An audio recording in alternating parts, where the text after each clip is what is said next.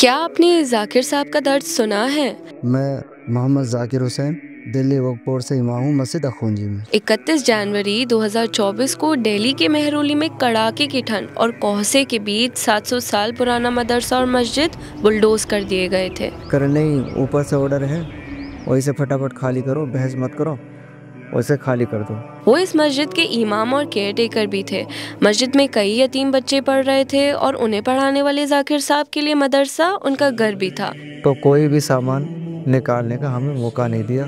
सारे बच्चों का सामान, मदरसे का सामान, बच्चों का राशन और मस्जिद में कुरान शरीफ वगैरह सारी जो है मलबे में दफन हो गई। डिमोलिशन के बाद माइल्स टू स्माइल ने वहां रहने वाले बच्चों को एक नए मदरसे में शिफ्ट किया था और उन्हें राशन का सामान और स्टेशनरी भी दिया था।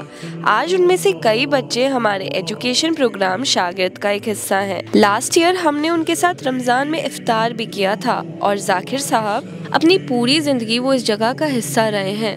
पढ़ाई भी यहीं से की थी और यहीं बचपन भी गुजारा।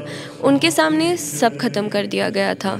अपना घर चलाने के लिए उन्होंने कुछ समय रैपिडो भी चलाया था, जिसकी मजबूरी के कारण की वजह से मैंने रैपिडो चलाई, ऑटो रिक्शा। जो शख्स इल्म का नूर फैला रहे थे वही हाथ ऑटो का हैंडल पकड़ने पर मजबूर हो गए थे। अक्सर उनकी दाढ़ी टोपी देखकर लोग उन्हें बुरा भला कह देते थे। ये सब उन्हें बहुत परेशान कर रहा था। और वैसे भी एक उस्ताद के हाथ में किताब अच्छी लगती है, किसी ऑटो का हैंडल नहीं। एक तरफ उन्हें अपनी पहचान खोने का गम था, दूसरी तरफ घर चलाने की जिम्मेदारियाँ। मुश्किलें बढ़ती ही जा रही थी। तो इस टाइम जब बिल्कुल खाली हूँ, मैं बेरोज़गार हूँ, तो मैं चाहता हूँ कि एक डिक्शनरी से की दुकान खोलो और उसमें जो काफ़ी किताब वगैरह, पेंसिल, कटर वगैरह ये सब चीज़ लेके मदरसों के बच्चों को जो है ये सामान मैं कम रेट में दे सकूँ। हमने फैसला किया है कि ज़ाकिर साहब सिर्फ एक मदरसे का हिस्सा नहीं रहेंगे, बल्कि कई मदरसे उनसे जुड़ेंगे। हम उनके लिए एक स्टेशनरी और बुक सप्लाई आउटलेट सेटअप कर रहे हैं, जिससे ना सिर्फ उनकी रोज़ी चलेगी बल्कि उनका और इल्म का रिश्ता भी बरकरार रहेगा।